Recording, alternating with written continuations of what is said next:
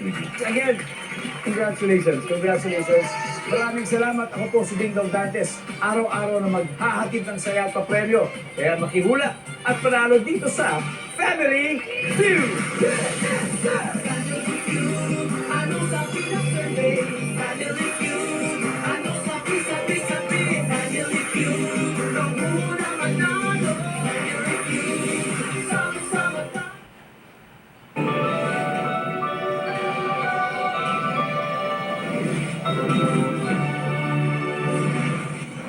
Malakas na hangin at ulan dahil sa bagyong Kabayan. Hinagupit ang ilang lugar sa Mindanao. Libo-libong pasahero stranded sa ilang pantalan at ilang residente kinailangang i-rescue. Bagyong Kabayan humina at isa na lang low pressure area. Magpapaulan pa rin ba? Bago ang pagsalubong sa bagong taon, nationwide ban sa paggamit ng paputok sa mga bahay, isinusulong ng DILG. Mundo ng Filipino showbiz, nagyuluksa sa pagpanaw ng veteranong aktor na si Ronaldo Valdez. May bulong, dingding mo. Halos pamuningan ng videoke, lalo na ang mga lasing na ayaw pa raw paawat. Inaksyonan ng mga barangay. Ang pagbibideo ay pinahintulutan lamang po hanggang alas 10 ng gabi.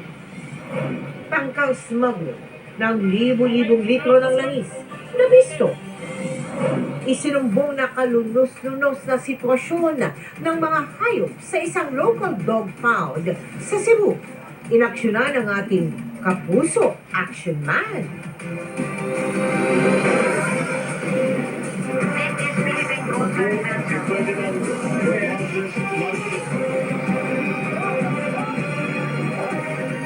Nakatuto kami.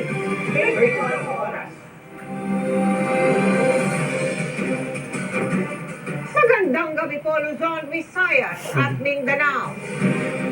Humina na bilang low pressure area ang LPA, pero nag-iwan pa rin ang kabi-kabilang pinsala ang unang bagyo ngayong Disyembre na Bagyong Kabayan. Sa paglandfall nito sa Manay, Davao Oriental kaninang umaga, ilang probinsya sa Mindanao ang nakaranas ng pagbaha. Kaya kinansela ang maraming biyahe at pasok. Kabi-kabila rin ang paglikas sa mga apektadong residente kasama ng ilang matatanda. At nakatutok na si Kent Abrigana ng GMA Regional TV, 1 Mindanao.